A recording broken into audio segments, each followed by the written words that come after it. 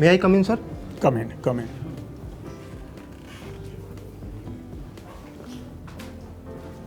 Good afternoon, sir. बैठिए। Thank you, sir. आप गगन सिंह मीना हैं Yes, sir. और आपने शायद हिंदी मीडियम में इंटरव्यू के लिए लिखा है। Yes, sir. वेरी अच्छी, बहुत अच्छी बात है। आपको मैंने देखा आपने सिविल इंजीनियरिंग और फिर स्ट्रक्चर इंजीनियरिंग में पोस्ट ग्रेजुएशन किया है। Yes, sir. टेल मी, क्या इन दोनों स्ट्रीम में क्या डिफरेंस है? एक्सप्लेन, सिविल इंजीनियरिंग और स्ट्रक्चरल इंजीनियरिंग, ये क्या डिफरेंस है या क्या एडिशनल है इसमें? सर, जो स्ट्रक्चरल इंजीनियरिंग है सर, वो सिविल इंजीनियरिंग की ही एक ब्रांच है। सिविल इंजीनियरिंग के अंतर्गत हम और सारी स्ट्रीम जैसे ट्रांसपोर्टेशन है, हाइड्रोलॉजी है, जियोलॉजी है, ये सारे सब्जेक्ट पढ़ते हैं। जबकि स्ट्रक्चरल इंजीनियरिंग के अंतर्गत स्ट्रक्चर किस प्रकार से डिज़ाइन की जाएगी, किस प्रकार से उसका बिहेवियर होगा, किस प्रकार से उसके लोड स्ट्रक्चरल एलिमेंट के द्वारा फाउंडेशन में ट्रांसफ़र होंगे, ये सब एनालिसिस इसके अंतर्गत किया जाता है। और आर्किटेक्चर क्या फ़र्क पड़ जाएगा इन तीनों से? सिविल इंजीनियर हम सब कंस्ट्रक्शन की हम लोग समझते हैं नॉर्मल, आर्किटेक्चर में क्या डिफरेंस हो जाएगा इससे? सर, सिविल इंजीनियरिंग बेसिकली जो बिल्डिंग का डिज़ाइन है, कंस्ट्रक्शन है और उसका मेंटेनेंस है, इन सब से रिलेटेड जो बात होती है वो सिविल इंजीनियरिंग के अंतर्गत आती है। जबकि सर आर्किटेक्चर उस बिल्डिंग की प्लानिंग कैसी होगी, उसका एस्थेटिक व्यू कैसे होगा, वो सारा मैप बनाना और उसका बताना आर्किटेक्चर का काम होता है। चलो, आप चूँकि एक रिसेंट सिविल इंजीनियरिंग की बात काफ़ी आ गई है, जोशीमठ के लेके हिल स्टेट्स का लेकर, तो आपके विचार से वहाँ के कंस्ट्रक्शन टेक्नोलॉजी में क्या फॉल्ट हो रहा था, क्या कमियां रह गई थी जिसके कारण ये सब समस्या हो गई? सर, इसके अंतर्गत वहाँ की जो सॉइल थी, उस सॉइल की सॉइल बियरिंग कैपेसिटी से ज़्यादा उसके ऊपर कंस्ट्रक्शन कर दिया गया था। वहाँ पर 4 या 5 मंजिल की बिल्डिंग बना दी गई थी। उसके अलावा वहाँ पर जो हाईवे या फिर जो थर्मल पावर प्लांट करने के लिए जो ब्लास्ट टेक्नोलॉजी का यूज किया गया था, वो मैं मानता हूँ कि सर एक कारण इसके अंतर्गत हो रहा होगा। सर, इसके अलावा वहाँ का जो सीवरेज सिस्टम था वो प्रॉपर नहीं था, तो उसकी वजह से जो या डेली यूज का पानी हो या फिर बरसात का पानी हो, वो भी नीचे रिस गया था, तो उसकी वजह से भी सॉइल के अंदर सेटलमेंट होने लग गए थे। ये सिविल इंजीनियर भारत में बार बार बात उठती है इंटरलिंकिंग ऑफ रिवर्स। यस। कुछ गार्डलैंड प्रोजेक्ट की भी बात हुई थी, ये कहाँ तक, इसके संबंध में कुछ बताइए, और कहाँ तक फिजिबल है, और वो होता है तो किस ढंग से होगा? सर, वर्तमान में जैसे केन बेतवा प्रोजेक्ट को इंटरलिंकिंग करने की सरकार ने योजना चलाई है। इसके माध्यम से सर अलग अलग स्तरों के ऊपर हमें फ़ायदे हो सकते हैं। जैसे हम बाढ़ और जो सूखे की समस्या है इसका एक साथ निदान कर सकते हैं। बिजली इसके माध्यम से हो सकती है। पर्यटन को हम बढ़ावा दे सकते हैं। सिंचाई के लिए और पीने के लिए पानी भी इसके माध्यम से बढ़ावा दे सकते हैं। हालांकि सर इसमें कुछ चुनौतियाँ हैं, जैसे कुछ लोगों का वहाँ से सेटलमेंट हो सकता है, जैव विविधता इसके माध्यम से प्रभावित हो सकती है, सेम की समस्या आ सकती है। सर, पहले हमें एक प्रोजेक्ट का जो कॉस्ट बेनिफिट एनालिसिस करना चाहिए और उसके आधार पे कि कितना हमको उससे कॉस्ट होगा और कितनी उसमें हमको बेनिफिट होगा, उसके बाद हम दूसरे जो प्रोजेक्ट हैं उनके ऊपर बढ़ सकते हैं। एक और क्वेश्चन, आपने फादर का प्रोफेशन एग्रीकल्चर दिया है, खैर आप तो नौकरी के लिए सिविल इंजीनियर सब बन गए, कोई बात नहीं, तो क्या ऐसे तो सर्विस करने पर भी घर के एग्रीकल्चर पर कुछ ध्यान आप दे पाएंगे, देने की कोशिश करेंगे पारिवारिक एग्रीकल्चर पर? बिल्कुल सर, मैं जैसे सरकार की काफ़ी सारी स्कीमों के बारे में मैंने अभी तक पढ़ा था, तो मैंने अपने पिताजी को ये बताया था कि आप इन स्कीमों का कैसे कैसे फ़ायदा ले सकते हो। उसके अलावा जैसे सॉइल हेल्थ कार्ड का अच्छे से एनालिसिस करने के बाद उसमें कौन से हमको उर्वरक डालने हैं। पहले ऐसे ही यूरिया की आवश्यकता नहीं होती थी, लेकिन यूरिया का हम अननेसेसरी यूज़ कर लेते थे, तो वो मैं अपने पिताजी को बताया था। इसके अलावा सर, जैसे जो कृषि के अलावा जो दूसरे सेक्टर है, जैसे डेयरी सेक्टर है, मुर्गी पालन है, मत्स्य पालन है, या फिर आसपास के क्षेत्र में या फिर मेरे गांव के जो और लोग हैं, इनको भी सर मैंने जो सरकार की स्कीम है जो विशेष रूप से रूरल डेवलपमेंट के लिए और किसानों के लिए चलाई जा रही है, उसके संबंध में बताने की कोशिश की है। आपने उर्वरक की शब्द कहा। जी सर। ये जैविक उर्वरक क्या होते हैं, और वर्मी कंपोस्ट भी आपने सुना होगा, ये दोनों मुझे बताइए क्या होते हैं? सर, जैविक उर्वरक जो जिनमें कीटनाशक और जो रासायनिक पदार्थ है उनका उपयोग नहीं किया जाता है, उनको सर जैविक खाद बोलते हैं। और सर वर्मी कंपोस्ट जो केंचुए होते हैं उनके माध्यम से जो खाद बनती है उसको सर वर्मी कंपोस्ट बोलते हैं। तो ये जो जैविक खाद्य सुपीरियर हैं हमारे केमिकल उर्वरक से, क्या मानते हैं आप? जैविक खाद यस सर, जो सामान्य रासायनिक यूरिया इन सबसे सुपीरियर हैं, अच्छे हैं, इकोनॉम अच्छे हैं कृषि के लिए, आप मानते हैं इनको? सर ये पर्यावरण के अनुकूल है और जो पर्यावरण अनुकूल जीवन शैली उसको बढ़ावा ये दे सकते हैं। हालांकि सर इनकी जो ईल्ड है वो जो रासायनिक उर्वरक है उनकी तुलना में कई बार ज़्यादा भी होती है, कई बार कम भी हो सकती है। मतलब एक ये कह पाना कि उनसे ये बेहतर है फिर कम है, सर दोनों ही एक सही नहीं होगा। कुछ कुछ केसों में ये अच्छे भी सिद्ध हुए हैं और कहीं कहीं पे इनसे जो ईल्ड है वो कम भी मिलती है। सर हाल ही में हम विश्व में एक हमारा विश्व का एक देश जैविक उर्वरक के पर ज़्यादा जोर देने से बर्बाद सा हो गया था, आर्थिक रूप से बर्बाद हो गया। तो वहाँ क्या हुआ था, क्यों हुआ था, बताइए। कौन देश था? सर जो हमारा पड़ोसी देश था श्रीलंका, वहाँ पे उन्होंने पूरी तरीके से जो जैविक उर्वरक थे उनके ऊपर बैन लगा दी, जो रासायनिक उर्वरक थे उनके ऊपर बैन लगा दिया था और जो जैविक खेती है उसको प्रमोट कर दिया था। इसकी वजह से जो उनकी टोटल यील्ड और उनका प्रोडक्शन था वो लगभग आधा हो गया था। तो वहाँ पे जो खाद्य संकट पैदा हो गए थे। इससे कैसे, मतलब हमें जैविक उर्वरक आप सोचा कि अच्छा है लेकिन समस्या हो गई, तो इससे क्या शिक्षा मिलती है क्या हम लोग को? सर इससे शिक्षा यही मिलती है कि हमें जो जैविक उर्वरक है उनका धीरे धीरे उनको बढ़ाना चाहिए। एक साथ हम रासायनिक उर्वरकों को बंद नहीं कर सकते। जैसे हमने मॉडल स्टेट के रूप में जैसे सिक्किम के अंतर्गत पूरा जैविक राज्य वो बनाया है, ऐसे ही हम धीरे धीरे जो रासायनिक उर्वरक है उनको फेज आउट कर सकते हैं और जैविक उर्वरकों की तरफ बढ़ सकते हैं। ठीक है, तो सागर साहब आपने बीटेक किया, सिविल इंजीनियरिंग, और फिर उसके बाद एमटेक भी किया। Yes sir. और उसके बाद में आप सिविल सर्विसेज में आना चाहते हैं। Yes sir. क्या उपयोग होगा इसका सिविल सर्विसेज में? आपने इतना पढ़ाई की, इंजीनियरिंग की, बताइए। सर जो सिविल इंजीनियरिंग थी उसका डायरेक्ट और इनडायरेक्ट दोनों तरीके से उपयोग हो सकता है। सर डायरेक्ट जैसे ट्रैफिक मैनेजमेंट में, सॉइल की स्टेबिलिटी और स्ट्रेंथ को जांचने में, डैम के सर कंस्ट्रक्शन में, और सर जो वाटर क्वालिटी से रिलेटेड जो पैरामीटर्स होते हैं उनके संबंध में, और सर इरिगेशन में भी इसका यूज़ हो सकता है। और सर इनडायरेक्ट रूप से जो मैंने जैसे सिविल के अंतर्गत एक स्ट्रक्चर होती है, उस स्ट्रक्चर के सारे कंपोनेंट जब अच्छे होते हैं तो उसी के बाद ही स्ट्रक्चर मजबूत होती है। ऐसे ही सर प्रशासन में अगर सारे कंपोनेंट अच्छे हैं, उनके बीच में अच्छे से कोऑर्डिनेशन है, तभी सर एक जो इंस्टीट्यूशन है वो खड़ा रह सकता है। इसके साथ ही सर जो एनालिटिकल थिंकिंग है, रीजनिंग्स है, वो सब इनके माध्यम से जो मैंने सिविल इंजीनियरिंग के अंतर्गत सीखी थी वो सर एडमिनिस्ट्रेशन में यूज़ हो सकती है। देखिए एडमिनिस्ट्रेशन में तो बहुत सारी चीज़ें हैं। Yes, sir. प्रशासन में इतनी सारी चीज़ें हैं, इंजीनियरिंग तो उसका 5% भी नहीं है ना, जो आपने अभी बताए हैं। ये इतने डायमेंशंस तो बहुत ही कम है। 95% जो और फील्ड्स हैं, तो उसमें आपका कुछ उपयोगिता साबित होगी इसकी, आपकी बीटेक एमटेक की? बिल्कुल सर जैसे जब एज ए डीएम के रूप में या फिर किसी प्रशासनिक अधिकारी के रूप में हमें क्वालिटी कंट्रोल या फिर इंस्पेक्शन करना पड़ता है, तो सर मैं उस चीज़ को एज ए सिविल इंजीनियर होने के नाते अच्छे से देख सकता हूँ। उसके अंतर्गत कंस्ट्रक्शन में कौन कौन से मटेरियल्स यूज किए गए हैं उनको मैं और अच्छे से पहचान सकता हूँ। ट्रैफिक मैनेजमेंट में और अच्छा बेहतर और कैसे बना सकता हूँ, इस संबंध में मेरा ये जो नॉलेज उपयोग हो सकता है। गांव के स्तर पर जैसे छोटे छोटे चेक डैम का किस टाइप से डिज़ाइन करना है, इरिगेशन की कौन कौन सी टेक्निक हमें यूज़ करनी है, उन सब में सर जो मेरा नॉलेज है कहीं ना कहीं जो दूसरे पर्सन होंगे उनकी तुलना में मैं और उनको अच्छे से पहचान सकता हूँ। चलिए, हो सकता है वहाँ डैम बनाना ही ना पड़े, ऐसे डिस्ट्रिक्ट बहुत सारे हैं इंडिया में। एनीवे, आपने 2022 वाले में आपको कौन सी सर्विस अलॉट हुई है? सर भारतीय पुलिस सेवा सर अलॉट हुई थी। पुलिस सेवा में अभी ट्रेनिंग में नहीं गए ना? सर ट्रेनिंग से मैंने ईओएल ले लिया था, एक्स्ट्राऑर्डिनरी लीव। ईओएल लिया हुआ है, चलिए अच्छी बात है।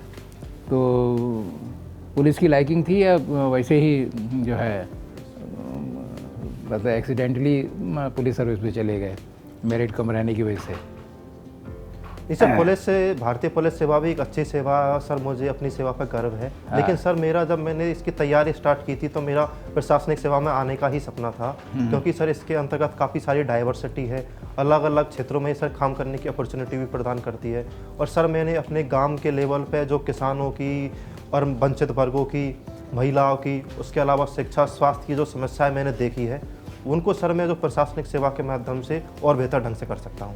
उसमें पुलिस सेवा में आपको हेल्पफुल नहीं होती, वो सहायक नहीं होती? अगर पुलिस सेवा में ही आप बने रहेंगे तो उसमें नहीं होगा ये था? नहीं सर, पुलिस सेवा के माध्यम से भी सर मैं कर सकता हूँ, लेकिन सर जो प्रशासनिक सेवा है वो सर और ज़्यादा डाइवर्सिटी और अलग अलग क्षेत्रों में सर काम करने की अपॉर्चुनिटी प्रदान करती है। ग्राम विकास में क्या चीज़ की कमी है जिसको कि अगर आप किसी राजस्थान के किसी ज़िले में अगर आप डीएम हो जाएंगे तो उसको क्या कमियां हैं, उसको कैसे आप सुधारेंगे? सर जो पंचायती राज है पे ग्राम विकास है उसमें सर मैं 3 स्तरों पे कमी देखता हूँ सर। एक फंड पे, दूसरा फंक्शन पे और तीसरा सर फंक्शनरीज पे। सर फंड की जैसे राज्यों के द्वारा वित्त आयोग का गठन किया जाता है, लेकिन उनकी जो रिकमेंडेशन है इम्प्लीमेंट नहीं हो पाती है। ज़्यादातर जो स्कीम का पैसा है पहले से ही वो योजनाओं के माध्यम से जुड़ा रहता है और राज्यों के पास बहुत, जो पंचायतों के पास बहुत कम ऑटोनॉमी रहती है। थर्ड है सर जो स्वयं के जो सोर्सों के माध्यम से जो पैसा है लगभग 5% ही है, 95% के लिए वो केंद्र या फिर राज्य के ऊपर डिपेंडेंट है। सर फंक्शन में जैसे उसकी कार्यप्रणाली में जैसे महिलाओं की कम भागीदारी है, सोशल ऑडिट नहीं हो पाता है, उनकी जवाबदेहिता की कमी है। इसके साथ ही सर जो बुनियादी ढांचा या शिक्षा हो, स्वास्थ्य हो, रोजगार के लिए बाहर पलायन करना हो, इंफ्रास्ट्रक्चर की सुविधा हो, किसानों के लिए वहाँ पे जैसे फूड प्रोसेसिंग यूनिट, इन सब की व्यवस्था हो, और कुछ सर जो सामाजिक कुरीतियाँ गांव के अंतर्गत है, जैसे कुछ बाल विवाह होना, महिलाओं को स्कूल ना भेजना या फिर बालिकाओं के लिए टॉयलेट की सुविधा ना होना, सर ये कुछ प्रमुख समस्या है जिनमें सर मैं काम करना चाहूँगा। चलिए, धन्यवाद। Thank you sir. स्वागत है मीना साहब। Thank you. जोशीमठ पे बात शुरू हुई। Yes sir. सिविल इंजीनियर है, यस IIT BHU के हैं, बहुत गंभीर अध्ययन किया होगा आपने। ये बताइए कि कोई प्रिवेंटिव मेजर नहीं होता, जैसे कि पहले से वार्निंग आ जाए, जैसे आजकल सुनामी की वार्निंग आती है, मेट्रोलॉजिकल वार्निंग्स आती है, और साइंस इतना एडवांस्ड है उससे अलर्ट हो जाता है। यूरोप में देखा गया है कई देशों में जब तूफान वगैरह की वार्निंग नहीं आती या समुद्र के अंदर की कोई एक्टिविटी, पर्टिकुलरली इटली में, तो उन्होंने एक अकाउंटेबिलिटी फिक्स किया है कि उसमें वैज्ञानिक या सिस्मोलॉजिस्ट को, अर्थक्वेक की बात है, उनको दोषी ठहराएंगे। समझ गए इतना? Yes sir.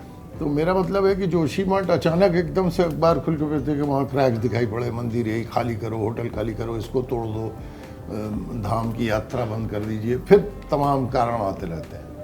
हमारा मतलब ये है आपसे, एक वैज्ञानिक हैं आप, तकनीकी पृष्ठभूमि है आपकी, कि क्या ये निरोधात्मक कोई कार्रवाई नहीं हो सकती? कोई वेकअप कॉल्स कुछ देख के, इतना साइंस एडवांस्ड है, टेक्नोलॉजी है, उसमें कोई किसी प्रकार का नहीं हो सकता जिससे कि आप प्रिवेंटिव मेजर ले सकें? कि आफ्टर दैट तो हमको मालूम है कि हो गया, फिर वो NDRF भी चला जाएगा और मंत्रियों के स्टेटमेंट आएंगे। बताइए सर जो जोशीमठ की घटना है इसके संबंध में सर पूर्व में भी काफ़ी स्टडी हुई है।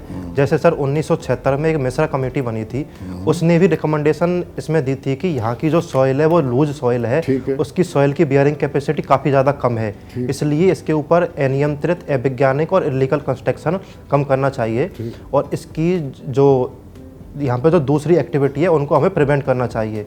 सर उस कमेटी की रिकमेंडेशन को या तो सरकार के द्वारा नज़रअंदाज किया गया था, उसकी वजह से सर ये घटना हुई थी।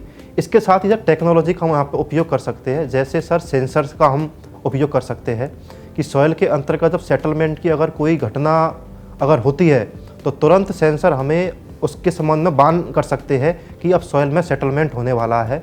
सॉइल की सर बियरिंग कैपेसिटी हम जो सैटेलाइट से, GPS है, फिर जो दूसरी टेक्नोलॉजी है उनके माध्यम से पता कर सकते हैं कि सॉइल की बियरिंग कैपेसिटी इतनी है, इसके ऊपर इतनी मंजिल तक की बिल्डिंग बनाई जा सकती है। तो अभी जोशीमठ इस तरह का एक कमेटी की रिपोर्ट आई थी जिसका जिक्र कर रहे हैं, वो मैंने भी देखा है। Yes sir. तमाम और जगह हैं जहाँ पर कि इस तरह की चीज़ उभर के आएंगे। पूरे उत्तराखंड के रेफरेंस में आया था, अल्मोड़ा का आया, नैनीताल का आया, रजिस्ट्रेशन होते, कई कारण है, उसमें नहीं जाएंगे। तो क्या आप प्रशासन में जाएंगे, वहाँ आपको शौक है जाने का, आपका एडुकेशन, शैक्षिक योग्यता, उन दोनों को कंबाइन करके आप कुछ योगदान दे पाएंगे जिससे इस तरह की घटनाएं ना हो? बिल्कुल मतलब सर। जिससे कि पूरा आपका, हमको या समाज को या प्रशासन को एडवांटेज मिले आपके टेक्निकल नॉलेज का। जी सर। सर जैसे सॉइल का जियो हाइड्रोलॉजिकल, जियो टेक्निकल और जियो बायोलॉजिकल, ये सारे सर सॉइल के जो टेस्ट होते हैं जो सॉइल की या फिर वहाँ पे जो रॉक है उनकी किस किस प्रकार की क्वालिटी है और उसमें कहाँ कहाँ पे फॉल्ट्स वो है। तो ठीक है, वो बड़ा टेक्निकल चीज़ है Yes, sir. और आप अकेले इतनी सब चीज़ें जो हैं ये जार्गन ये बताएंगे तो जो टीम आपकी होगी सुनेगी नहीं सुनेगी ये नहीं पता। लेकिन आप जो आंसर मैं चाहता हूँ कि मतलब अगर चाहे जो प्रशासन किसी भी स्तर पर तो ये रोका जा सकता है। जी सर बिल्कुल रोका जा सकता है सर। प्रशासन के द्वारा जैसे वहाँ पे कुछ जो नॉर्म्स वहाँ पर तय किए हुए गए हैं कि जो इस टाइप के इलाके हैं, पहाड़ी इलाके हैं, वहाँ पे हम 2 मंजिल से बड़ी बिल्डिंग मत बनाइए। वहाँ पे जो material light material sir use करिए, क्योंकि ये फिर लकड़ी का ज़्यादा मटेरियल यूज करिए। सिंगल फ्रेम स्ट्रक्चर का ज़्यादातर उपयोग करिए और जो पार्टीशन वॉल के रूप में हम जो फसाड है उनका उपयोग कर सकते हैं। अच्छा, as a civil engineer yes sir, ये बताइए कि हमारे यहाँ खूब कंस्ट्रक्शन हो रही है, हाईवेज बन रहे हैं, पुल बन रहे हैं, डैम बन रहा है और इक्वल मात्रा में हम कोलैप्स भी देख रहे हैं। 2016-17 में वेस्ट बंगाल में कोलैप्स हो गया। लोग आरोप लगाते हैं भ्रष्टाचार की वजह से हुआ, उस पर हम नहीं जाएंगे, कंट्रोवर्शियल हो जाएगा। Professionally materially as a civil engineer आप क्या समझते हैं क्यों ये चीज़ें बढ़ती चली जा रही हैं कि ब्रिज के ऊपर से ज़्यादा वेट जो है वो नहीं ले पा रहा है, ट्रेन जा रहा है तो वो क्रैश कर जा रहा है, ये कैसे रोका जा सकता है? सर पहले तो इसके सर 2-3 तरीके हैं फेल होने के। एक सर पुअर वर्कमैनशिप है, एक स्ट्रक्चरल, पहला क्या बताया? Sir poor workmanship, workman. Sir दूसरा स्ट्रक्चरल फेलियर है, तीसरा सर मटेरियल का कम यूज़ है। सर इनको रोकने के लिए हम जैसे जब कंस्ट्रक्शन होता है तो कंस्ट्रक्शन से डिज़ाइन होता है और डिज़ाइन में स्पेसिफिकेशन तय कर दिए जाते हैं कि इस ग्रेड का कंक्रीट होगा, इस तो ग्रेड वो नहीं की हो रहा है। सर उनका उपयोग वहाँ पे नहीं होता है। अच्छा। और सर उनकी जो समय समय पर मॉनिटरिंग की भी ज़रूरत होती है और मेंटेनेंस की ज़रूरत होती है, तो ये सब नहीं हो पाता है। चीज़ें एज एन इंजीनियर आप समझ रहे हैं नहीं हो रहा है? सर कम छोटे लेवल पे हो रहा है सर ऐसा नहीं है कि बिल्कुल नहीं हो रहा है, लेकिन सर छोटे लेवल पे हो रहा है। तो आपने जैसा अभी कहा कि Yes, भारतीय पुलिस सेवा से ज़्यादा अगर आप प्रशासनिक सेवा में जाते हैं, मतलब IAS में, Yes, sir. तो आप बहुत कुछ कर पाएंगे। और हर बात का ये संकेत था कि डिस्ट्रिक्ट मजिस्ट्रेट, आपको पता होगा कि डिस्ट्रिक्ट मजिस्ट्रेट आप 1 बार ही करेंगे, 2 बार करेंगे, मैक्सिमम 3 बार करेंगे। Yes. IAS अधिकारी हमारे साथ हैं और मैक्सिमम आप 2 साल करेंगे, तबादला हो जाएगा। तो डिस्ट्रिक्ट मजिस्ट्रेट रह के आप क्या कर लेंगे? ये जो आप योजना लेके चल रहे हैं, जो IPS में नहीं कर सकते IAS में कर देंगे, DM कर देंगे, तो आप कितना योगदान दे पाएंगे? आपका ट्रांसफर हो जाएगा। ये बताइए कितना व्यवहारिक है ये चीज़ जो आपका तर्क है? जो अभी इन्होंने हमारे साथी से आपने बताया, उससे मुझे ये इम्प्रेशन लगा कि पुलिस में सीमितताएं हैं और IAS में आप बहुत कुछ कर सकते हैं। जैसे आपने एग्रीकल्चर के लिए जब सवाल पूछा गया, आपने कहा मत्स्य पालन भी है, पशुपालन भी है, तरह इसमें क्या है? How do you think that IAS has an edge over other services? मैं कोई IPS का वो पक्षपात या उसके फेवर में नहीं कह रहा हूँ, क्योंकि आपसे जब पूछा जाएगा तो वो तर्क संगत बात होगी, तब आश्वस्त होंगे लोग कि आप ये कह रहे हैं। आप कह दें मैं DM हो के ये कर दूंगा, अरे DM आपने 2024 में ज्वाइन किया, 26 में तबादला हो गया, एक्स भाई जयपुर से आप सवाई माधोपुर चले गए, आपका होम डिस्ट्रिक्ट है वहाँ नहीं होगा, आप चूरू चले गए, नागौर चले गए, ख़त्म, फिर प्रमोशन हो गया, फिर आप सेक्रेटेरिएट में बैठे हैं हवा महल के पास, वहाँ आप क्या कर लेंगे? सारी आपकी इंजीनियरिंग डिग्री धरी रह गई, योगदान कुछ नहीं है, फिर आप प्रमोशन होगा, ये होगा। इसमें क्या मत है आपका? सर वैसे तो मैं भारतीय पुलिस सेवा में अगर रहता हूं तो सर इसमें भी काम करने की काफ़ी सारी अपॉर्चुनिटी है, काफ़ी सारे सर है। यस सर, काफ़ी सारी अपॉर्चुनिटी है। और सर कोई भी या तो भारतीय पुलिस सेवा या फिर IAS सर कोई छोटा या फिर बड़ा नहीं है, दोनों के काम करने के क्षेत्र, आपका योगदान, ये मैं Yes, जानना sir. चाह रहा हूँ, सर क्योंकि ये सवाल बहुत Yes. प्रासंगिक है, ये पूछा जा सकता है। यस सर वैसे तो सर मैं IPS में भी सर अपना जो नॉलेज है उसका सर उपयोग कर सकता हूं, लेकिन सर मुझे ऐसा लगता है कि जब प्रशासनिक सेवा में मैं आता हूं तो सर मैं अच्छे से उसका उपयोग कर सकता हूं। बाकी सर मैं अगर पुलिस सेवा में भी रहूंगा तो सर मैं अपनी वो पूरी क्षमता और पूरी जोश के साथ इधर भी सर काम करने के लिए तैयार रहूँगा। अच्छी बात है अगर ऐसा आपने किया। लास्ट सवाल है, Yes, sir. समय ज़्यादा नहीं लेंगे, कि ये जो हमारे सिविल कंस्ट्रक्शंस देखते हैं मॉडर्नाइजेशन में तमाम जगह पर, ब्यूटी के एंगल से नहीं, एस्थेटिक एंगल से नहीं, कितना स्टेट ऑफ द आर्ट है। नया विस्टा बना, पार्लियामेंट बिल्डिंग बनी या कोई भी बिल्डिंग बनी, आपके राजस्थान में काफ़ी चीज़ें बन रही हैं, तमाम जगह होटल बन रहे हैं, इंफ्रास्ट्रक्चर। तो गुणवत्ता जो है उसका, क्वालिटी में कितना स्टेट ऑफ द आर्ट है। अगर ग्लोबल उससे आप कंपेयर करें तो हम कहाँ पर हैं? मतलब बहुत अच्छे हैं और आगे प्रगति कर रहे हैं, क्या है in purely in terms of quality? Meena साहब ये बताइए आप।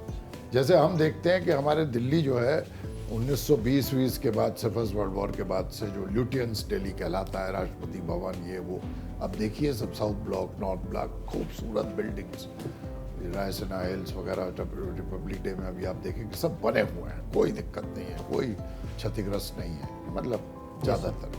अभी आपके जो मौजूदा बने हैं पिछले 20 साल 30 साल में, आपको क्या लगता है उसका कितना लास्टिंग है?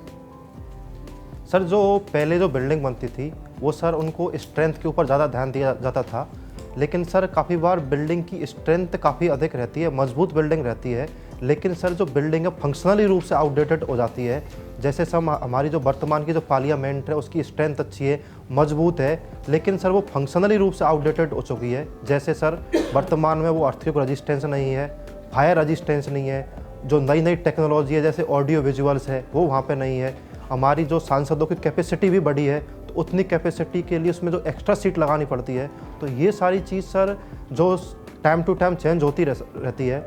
आने वाले समय में भी सर ऐसा होगा कि वर्तमान में हम बिल्डिंगों को 25 से 30 साल के लिए ही ज़्यादातर डिज़ाइन कर रहे हैं sir. Thank you, I got my answer. Next please. Gagan ji, yes sir. Dubai में एक बुर्ज खलीफा बिल्डिंग है, यस सर। आपने उसको देखा है?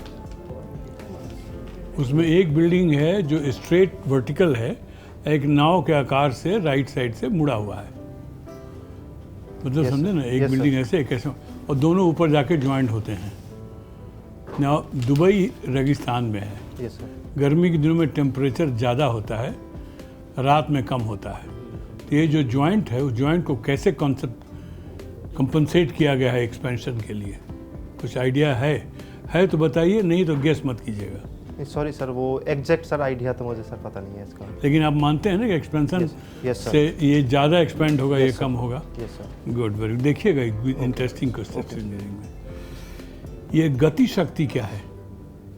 ओके सर, जो प्रधानमंत्री गति शक्ति योजना है, ये एक नेशनल मास्टर प्लान है। इसके अंतर्गत अलग अलग मंत्रालयों की योजनाओं को लाया गया है ताकि उनके बीच में जॉइंटनेस बढ़े, कोऑर्डिनेशन बढ़े और उन योजनाओं को बेहतर तरीके से इम्प्लीमेंटेशन कर सके। तो जब गति शक्ति नहीं था तो कैसे होता था? सर जैसे पहले गति शक्ति नहीं था तो सर जैसे एक एग्जाम्पल के रूप में हम ले सकते हैं, जैसे सर जब सड़क बनती है तो पहले सड़क बन जाती है, फिर इलेक्ट्रिसिटी वाले फिर उसको खोदते हैं, फिर पानी वाले खोदते हैं, फिर इंटरनेट वाले खोदते हैं। तो सर सारे डिपार्टमेंटों के बीच में कोऑर्डिनेशन होगा तो सड़क बनने से पहले ही ये सारे काम हो जाएंगे, इसीलिए गति शक्ति। Yes sir. तो जो अलग अलग डिपार्टमेंटों में कोऑर्डिनेशन इससे बढ़ेगा। अच्छा ये बताइए, आप बात कर रहे थे सर से ऑर्गेनिक, जैविक, नॉन ऑर्गेनिक, ये ऑर्गेनिक खेती में और नेचुरल खेती में क्या फ़र्क है? सर जो नेचुरल खेती के अंतर्गत हम बाहर से कोई भी उसके अंतर्गत इनपुट नहीं डालते, इसमें जो हमारा बजट रहता है वो शून्य रहता है। जो प्रकृति में जो चीज़ अवेलेबल है उन्हीं का हम उपयोग करते हैं।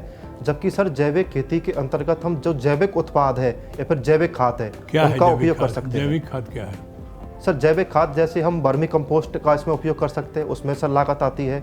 उसके अलावा जो प्राकृतिक रूप से उपलब्ध जो पौधों का जो अवशेष है, फूलों का जो अवशेष है, वो तो नेचुरल में आ जाता है, पौधे का अवशेष तो नेचुरल में आ जाता है। Yes sir.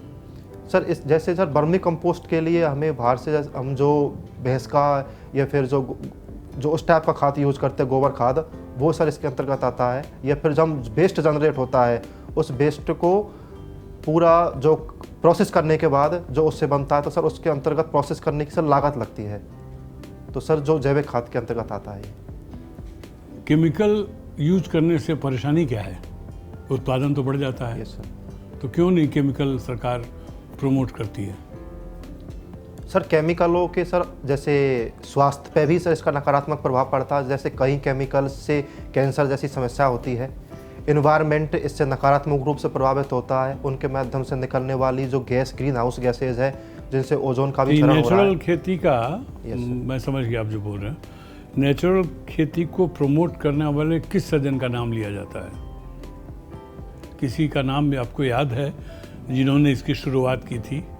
जैसे हरित क्रांति में स्वामीनाथन का नाम आता है, श्वेत क्रांति में कुरियन साहब का नाम आता है, वैसे ही नेचुरल खेती में किसी का नाम आपको मालूम है किसका आता है? काहे कि आप इसमें निपुण लगते हैं, इसलिए मैंने पूछा आपसे। जी सर, सर श्री सुभाष पालेकर जी है, बहुत वो अच्छा। Sir zero budget natural Very good, farming. very good। बहुत अच्छा। आत्मनिर्भर भारत क्या है? सर भारत सरकार के द्वारा जो अलग अलग सेक्टर है उनमें आत्मनिर्भरता प्राप्त करने के लिए ये मिशन चलाया गया है। इसके अंतर्गत सर बाहर से हम जो पहले आयात करते थे, इंपोर्ट करते थे, उनको सर घरेलू स्तर पर बनाया जाएगा। इसके साथ साथ ही सर सरकार ने काफ़ी सारे स्ट्रक्चरल रिफॉर्म भी अर्थव्यवस्था के अंतर्गत किए हैं ताकि ईज ऑफ डूइंग बिजनेस बने, एंटरप्रेन्योरशिप बढ़े, मेक इन इंडिया प्रमोट हो और जो हमारा बाहर से आने वाला जो इन्वेस्टमेंट है वो अर्थव्यवस्था के अंतर्गत बढ़े। बहुत बढ़िया। ये बताइए, रिसेंट हाल में कौन सी बड़ी इंडस्ट्री इंडिया में आई है जो पहले नहीं थी? कोई ऐसा मैन्युफैक्चरिंग इंडस्ट्री सेटअप हो रही है इंडिया में जो पहले नहीं थी? सर मुझे सर एग्जैक्ट मुझे पता नहीं है, लेकिन सर शायद लगता है कि जो मोबाइल का जो मैन्युफैक्चरिंग है, India sir second largest manufacturer बन गया है चाइना के बाद, और हम काफ़ी मात्रा में बाहर एक्सपोर्ट भी करने लगे हैं अभी। हाँ, मैन्युफैक्चरिंग असेंबल करना शुरू किए हैं। Yes sir. आपको मालूम है कि अब commercial airplanes are going to be manufactured in India? Sorry sir, इस संबंध में जानकारी नहीं है, एक बार देख लूँगा सर। एनीवे देख लीजिए, टाटा कर रहे हैं। Yes sir. Thank you sir. ये पुलिस कमिश्नरेट सिस्टम क्या है? राजस्थान में कितनी जगहों पर है? सर पहले तो जो पुलिस कमिश्नरेट सिस्टम है, इसके अंतर्गत जो कमांडिंग पावर होती है एक पुलिस अधिकारी के पास रहती है। पुलिस अधिकारी कमांडिंग का क्या मतलब हुआ? कमांडिंग से आप क्या मीन करते हैं? सर जैसे एग्जीक्यूटिव ऑर्डर देना है, जैसे सीआरपीसी 144 को लगाना है, लाइसेंस जारी करना है, या फिर दूसरे एक्टों के अंतर्गत गिरफ्तारी करना है, वो सारी पुलिस के पास ये पावर होती है। और जो वो सीधे ही राज्य सरकार के प्रति या फिर अपने पुलिस विभाग के प्रति ही सीधा जवाबदेह रहते हैं। और सर राजस्थान में सर टोटल कितनी है इस संबंध में सर मुझे जानकारी अभी नहीं है। तो इससे क्या आईएएस का रोल घट जाता है? अगर पुलिस कमिश्नरेट सिस्टम लागू होती है तो आईएएस का क्या होता है रोल? जी सर जो आईएएस का विशेष रूप से जो पुलिस विभाग है उसके संबंध में उनका रोल कम हो जाता है, क्योंकि जो पुलिस कमिश्नर है सीधा राज्य सरकार के प्रति या फिर अपने पुलिस विभाग के प्रति ही ज़्यादा जिम्मेदार रहता है। इसलिए सर जो बड़े बड़े सिटी है वहाँ पर जो लॉ एंड ऑर्डर की जो समस्या उत्पन्न होती है उसके अंतर्गत फास्ट ट्रैक लाने के लिए ये जो कमिश्नरेट सिस्टम है इसको अपनाया जाता है। सब जगह इसको लागू कर देना चाहिए? क्या आपको लगता है कि हर डिस्ट्रिक्ट में लागू कर दिया जाए अच्छा रहेगा? सर मुझे लगता है कि सर जो ज़्यादा बड़ी जो डिस्ट्रिक्ट होती है वहाँ पे सर इसको इम्प्लीमेंटेशन हमें कर देना चाहिए। जैसे राष्ट्रीय पुलिस आयोग ने भी जो 10 लाख से बड़े शहर है वहाँ में पुलिस की स्मूथनिंग के लिए इसको बोला है। लेकिन सर जो दूसरे शहरों के अंतर्गत जैसे चेक एंड बैलेंस बना रहे, पुलिस अपनी शक्तियों का ज़्यादा उपयोग ना करे, इसलिए सर उनमें इसको लागू अभी नहीं करना चाहिए। अच्छा, आपका ऑप्शनल सब्जेक्ट मैथ्स था। Yes sir. पुलिसिंग में मैथ्स का कोई एप्लीकेशन मुझे बताइए, एक एप्लीकेशन सोचकर। Policing yes sir. क्या हो सकता है? सर जो प्रिडिक्टिव पुलिसिंग इसके माध्यम से हम कर सकते हैं। क्या है ये प्रिडिक्टिव पुलिसिंग? सर जैसे अलग अलग क्राइम का हम डेटा कलेक्ट कर सकते हैं, किस टाइप के क्राइम होते हैं, कहाँ पे क्राइम हो रहे हैं, किस टाइम पे क्राइम हो रहे हैं, तो इन सारे क्राइमों का हम एनालिसिस करके इनकी मॉडलिंग बना सकते हैं और उसके माध्यम से हम उस क्राइम को होने से पहले ही सर रोक सकते हैं।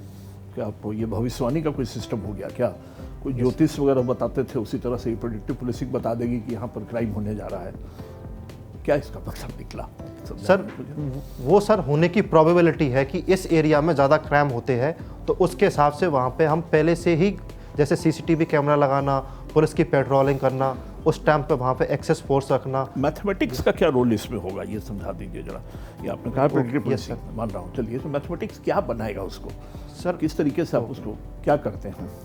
सर मैथमेटिक्स जो अलग अलग हम डेटा लेंगे, उस डेटा का एनालिसिस करके जो एल्गोरिथम सर बनाते हैं, सर वहाँ पे जो मैथमेटिक्स का यूज़ है। Thank you, that's enough. Thank you sir.